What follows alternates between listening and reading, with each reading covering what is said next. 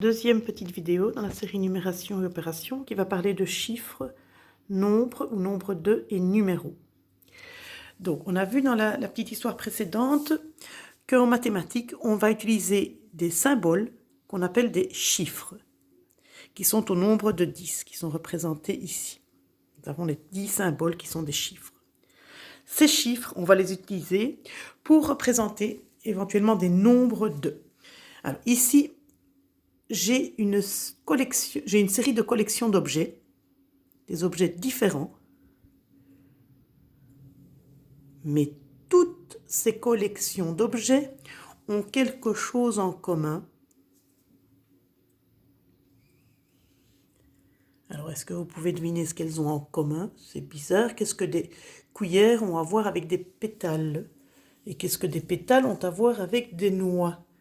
Ils ont tous une caractéristique commune, qui est en fait la quantité d'objets dans chaque ensemble. Et cette quantité, elle va être représentée à l'aide d'un chiffre qui est le chiffre 5. Donc je prends le chiffre 5, je vais le placer ici, et là, ce chiffre représente la quantité de cuillères qui sont là, ou la quantité d'allumettes, ou la quantité de cartouches. Donc là, 5, dans ce contexte-là, devient un nombre 2, nombre d'objets dans chacun des ensembles. Alors, si j'ai pris une série de cartes. Si je veux savoir combien de cartes j'ai pris, je vais les compter. Et je vais représenter le nombre de cartes qui se trouvent ici à l'aide de chiffres. Et comme j'ai 19 cartes, je vais utiliser le chiffre 1 et le chiffre 9 qui, mis ensemble, vont me donner le nombre de cartes. Il y a 19 cartes. Je représente cette quantité, ce nombre de cartes, à l'aide de deux chiffres, le 1 et le 9. Alors, ici, j'avais un autre ensemble d'objets que je n'ai pas mis avec ceci. Pourquoi? Parce qu'ils ne représentent pas la même quantité. Il n'y a pas le même nombre d'objets. Ici, j'ai 4 objets.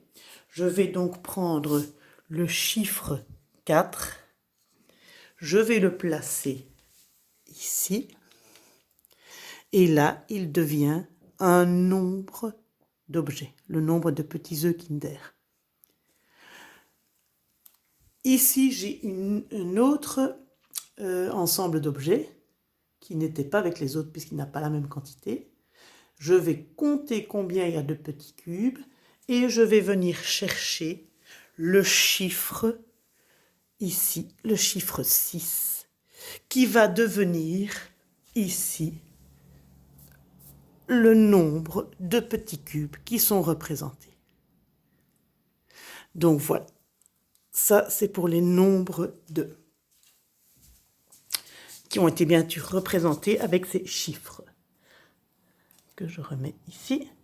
Alors, ici maintenant, on a une autre situation. J'ai ici des livres qui sont classés, des volumes, des livres qui sont classés par volume. J'ai 8 volumes et j'ai besoin du volume numéro 5. J'ai besoin d'un livre qui est le numéro 5. Je vais représenter le numéro de ce volume à l'aide d'un chiffre. Donc je prends le même chiffre, je le place ici, mais ici, il ne s'agira plus d'un nombre, mais d'un numéro. C'est le numéro du volume que j'ai envie de lire. C'est un seul volume. Sa place, il est le 5e. Et donc ici, le 5 est un numéro. Il représente le numéro du volume. Ici, j'ai pris une carte parmi une série de cartes. J'ai pris la carte numéro 19. Donc j'ai une seule carte. Son numéro, c'est 19. Donc je vais représenter le numéro de cette carte à l'aide du 1 et du 9. Donc, il est écrit 19. Ici, c'est le numéro de la carte que j'ai choisie. Donc, on est de nouveau dans un numéro. Même chose aujourd'hui, si je m'occupe de la date d'aujourd'hui, nous sommes le jour où je filme cette vidéo, le 24 avril. 24 avril, pour le représenter, je vais aller chercher des chiffres. Le chiffre 2, que je vais placer ici, et le chiffre 4. Et ces deux chiffres vont me donner 24, qui est ici le numéro de la date d'aujourd'hui. Numéro.